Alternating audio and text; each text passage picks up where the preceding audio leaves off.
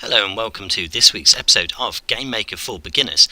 In this week's episode we're going to have a look at level creation in GameMaker.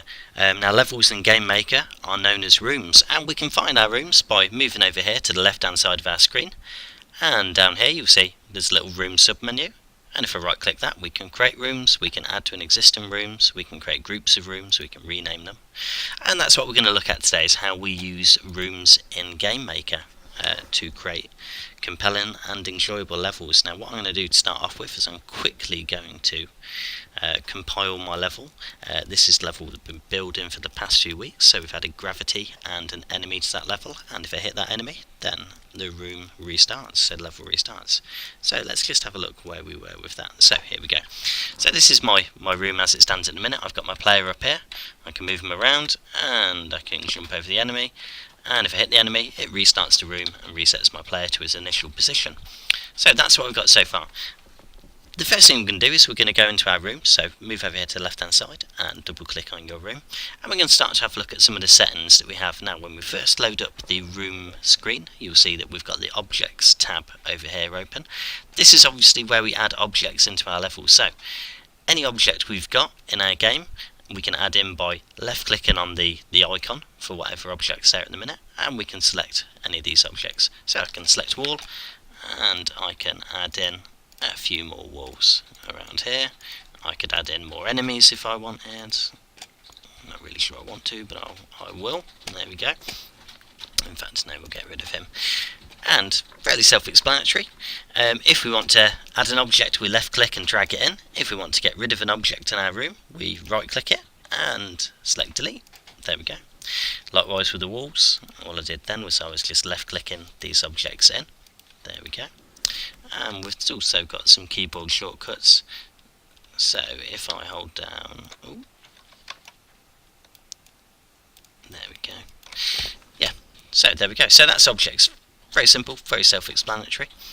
What we really want to have a look at today is the settings tab and the view tab, because these are the most interesting from my point of view. So first of all let's go into the settings tab.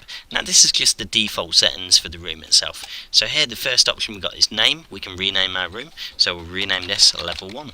It's very important to name your rooms as you go along, so it's clear when you're looking down the rooms sub tab on the left hand side over here. When your game has grown and you've got lots and lots of levels, you'll be able to quickly and easily see which they are. So I'm going to call this level 1 simple level. And there we go. And more important than that is we've got over here the width and the height settings. Now at the minute my level is 640 pixels by 480 pixels, so that's the dimensions of my room, 640 pixels wide and 480 pixels tall. Now that's fine to start with, but what I want to do in this lesson is I want to show you how you can edit your room. So the first thing we're going to do is we're going to change the width and height settings to make a bigger level than we've got at the minute. So I'm going to change this to a width of 1200 by, we'll keep 480. That's fine, but in fact no, we'll go 500, just for editing's sake. So there we go, we can see that it's expanded more grey over this way. If we want to zoom out and have a look at how big our room is now, you can hold down the middle mouse button, that's your mouse wheel. If you hold that down and roll the mouse, there we go, we can zoom in and out on our level to see that our level is now grown to be about double the size it was. So all this grey area is now the active level. So what I'm going to do is I'm going to open up the level a little bit. So I'm going to control and right click to delete a few of these walls, and then I'm going to add some more in. There we go. There we go, so we're expanding our room now. And there we go. So very simple, very easy. If you want to make your room bigger than the default size of 640 by 480, which you will for most games, then you can simply go into the settings tab here and change the width and height. Now what that's meant so far is I've managed to make a bigger level, which should be more exciting for my player, and I'm going to add in some more challenges along the way for them to come across. So I've added another enemy there, and I've kept a little jump here, so we've got a jump there, so if he jumps out there we won't be able to complete and get to the end of the level. So that's how to change the room size under the settings tab and how to rename the level. Next thing we want to have a look at is the view. Now the view is very important.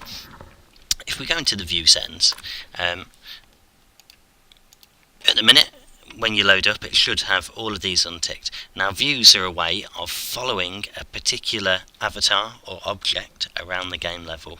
Now, if you think about Super Mario World, when you play Super Mario World, you can see Mario, and as he runs along, the camera, as it were, runs along with him. You, the player, runs along with him. You can't see all of the level all at once, because Mario would be tiny on the screen. And that's the dilemma we face now. While our room was 640 pixels big by 480 pixels big, you know, it's okay to have the room about this size and have the view about this size. We didn't need to follow the player around, but now, if we're trying to keep the player and the room all in one view, then what we'll find is that the view's like this big and we won't really be able to see what's going on. So what we want is a way of telling GameMaker that whenever the avatar moves around, that we want to follow with them. So what we have to do first of all is enable the use of views. Now before we get started, what I'm going to do is, at the minute we've got the grid on here, but just for clarity's sake, in a moment I'm going to want to be able to see the level without this grid. So up the top here we've got this little grid icon. If you click that and get rid of it, there we go, and then zoom in using the mouse wheel on your player, and then hold in the mouse wheel button to move around as well, by the way, like that. There we go, so we can see our player more clearly now. Now, first of all, what we're going to do is we're going to enable the use of views. So tick enable the use of views, and then beneath that we've got another little tick box that says visible when room starts. We're going to tick that. So what we're going to say is that we're going to use views, and we want to be able to see the view when the room starts. Now, if you notice, there's a white box appeared now on the screen. If I untick visible, you'll notice it disappears. There we go, it's gone. And if I tick it again, you'll see it appears. This is essentially the port on the screen, so this is what the player is going to see, is this box here. Now the box will move in a minute when the player moves, we've still got to set that up, but this will be the size of the view on the screen. Now, what we want to do is, if we want to change that, what we can do instead is, if you see where it says view in room over here, at the minute it's got view in room, W and H, and next to W and H it's got 640 and 480. So that's the size of this box. If we change it to 300 by 300, we see that the box is now a lot smaller. Okay, so that's how much it's going to show now when we're playing the game. We could make that as small as we want if we wanted to make it really hard for the player to see what's coming, or we could make it really big if we wanted them to be able to see far ahead and identify upcoming threats and challenges. What we're going to do is I'm going to stick at the minute for the viewing room with 300 width and 300 height. So I've typed 300 into both of those boxes. Right down the bottom of the screen you'll see that there's a little part of this that says object following. That object following is where we tell GameMaker what it is that this view here should be following around. So if we click the little blue drop down menu there, we can pick any object within our room. Now obviously for this game we want our player to be following the avatar, so when the avatar moves, the view in the room is going to move as well. So if we tick avatar there, then it will centre around the avatar. In that same section you've got a line that says HBOR and then a box, and you've got a line that says VBOR and then a box. Now what these are is that these tell GameMaker how close to the edge of the box you have to be before the box starts moving in the room. The smaller the number is, the closer your avatar will be able to get towards the edge of the box before the view starts to move along with them. Now the downside of that is that you could move right the way across to the right of the screen, and it will only just start moving when you get to the right, which means you won't be able to see any enemies that are immediately off screen. So what we're going to do is, a good rule of thumb I always find is to set the HBOR and VBOR settings down here to be roughly half of what your view in the room is. So I'm going to set this to about 130 by 130, as my view in the room is 300. So what that means is my character, when he gets to within 130 pixels of the edge of the box will start to move along with him, and that's in all directions. The last part of the view submenu that we're going to look at is the port on screen. Now the port is the size of the window on your desktop. So when we normally compile our game, we press the compile button up at the top here, the little green play icon. It compiles the game level and loads it all up, and then a little mini screen appears on our desktop, and we can play the game by looking at this mini screen. That mini screen that appears on your desktop, that's the port on the screen. So by making the width and height, the W and H settings of this bigger or smaller, that's going to change what the port size is. Now, for now, I'm just going to leave that port as 640 by 480. In fact, we'll change it to 600 by 600. There we go. So a nice square port. Excellent. So that's the view submenu. If we click the little tick button here to save our changes, and then we click compile, we should be able to see that now when we move around, GameMaker's view will follow the avatar. So we won't just have a static screen and we're moving around in it. We'll notice that the view's going to follow after us as we play the game level, which is good. And you'll also notice that our game level is significantly larger now because we changed the settings to make the width of the game level much longer. So we'll just wait for this to load up for 1 second. And there we go. We can see now there's my player, and we can see that before, when we played the game level, we could see the entire game screen, so we could see all the level. But now we notice that we're just following the player, and as I move around, the view's following me as I go. And when I move over here, we can see, oh, another little enemy there. Oh, and he got me. We can see that the game level is much bigger as well. So if I move over, we see that from here onwards, this is a new part of the game level that wasn't there before. There we go, and we've got a little drop. And if I drop out this, I don't think it'll end the game level. Let's find out. No, it hasn't. So what we need to do is I'm going to close that down. As we've got a little drop there, what we want to happen is if I drop through that gap, if I don't make that jump, for whatever reason, I'm a poor player, then we want the game to restart the level. So let's go into our avatar object, and what we want to do is we want to add a very simple event. So go add event, and if we go to the other event and click that, we'll see that there's an option here that says outside room.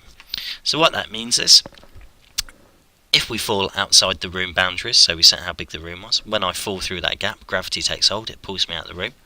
So I'm going to click outside room, so when the player is outside the room, and if we go to main 1 over here, on the actions tab, and drag across the restart the current room, then what that means is when I fall out that gap and fall down, it will just restart the room, because I've died, quote unquote. Now, no level is complete without a goal at the end, so what we're going to have a look at now is creating a very simple object that when the avatar manages to fight their way through the level and get to the end, then they'll be rewarded by going on to the next level. Now we need to do two things. We need to make an object that signifies the end of the level that the player has to reach, and then we have to make a second level, a second room to go to. So let's start off by making the object for the end of level. Just have a quick look at my sprites. Now I've got a sprite here from the first week's tutorial when the avatar was just a simple yellow orb, so that will be perfect for my end of level object. So I'm going to click OK.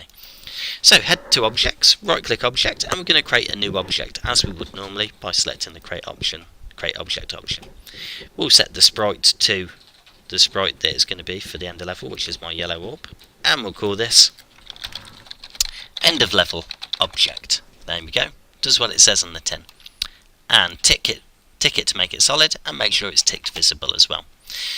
Now what we need to do is we need to add an event, and if we click OK, we're going to go into our avatar object now, and we're going to add an event in the avatar object that's a collision event with our end of level object, and we're going to say when we collide with the end of level object, so we've got a collision event there, and we want to go to main 1, and what we want to do is from the main 1 submenu, if you hover your mouse over the rooms options, you should see that one of these, if we drag it over, is go to the next room. So when we hit the end of level object, we progress on to the next room. As simple as that. Click OK. The only thing that we're missing at the moment, of course, is the next room to go to. So let's make that. So right click on rooms, and let's create a second room. Go into settings and call this level 2, and we'll call this less simple room. Okay, and change the width and height to whatever you want your level 2 to be. I'm going to set mine again to 1000 pixels width by 480 height, and we'll quickly make a very simple level.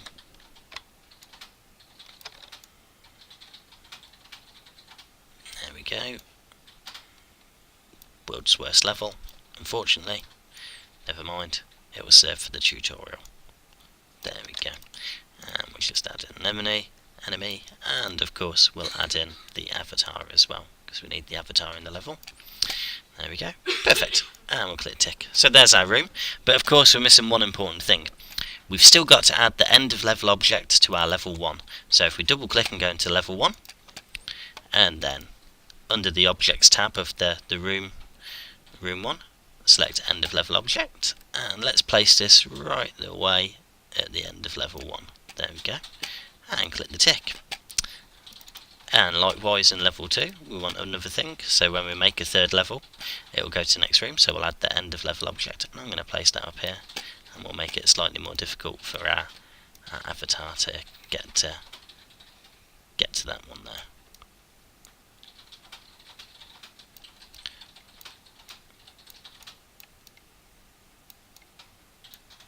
Now I don't know if I'll be able to make those jumps, but there's only one way to find out.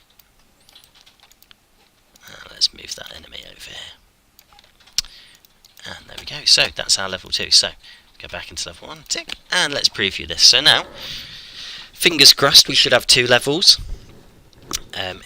In our first level, we should have a view where we follow the player, and then when we hit the end of level object, it should take us to level 2. One thing that I have just thought is, in level 2 we didn't set the view to follow the avatar, so we need to make sure whenever we're using the view settings where it follows something, that in every level we use it, we set it up exactly the same. So level 1 will have the view, level 2 we won't, unfortunately. Let's just test that that end of level object works. And when I hit this now, we should be transported to the magical world of level 2. Oh. No, alas, that didn't work. So let's find out why that is. Let's quickly load up the level. And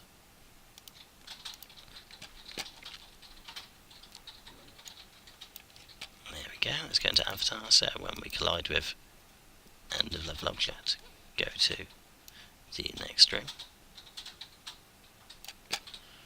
end of level object, solid is physics,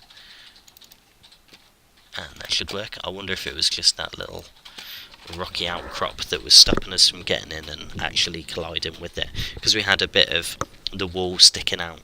I wonder if maybe the avatar can't get under there and actually hit it. So let's give it another test now that I've deleted that block. Fingers crossed, as soon as we hit that yellow orb, we should go straight through to the end of level.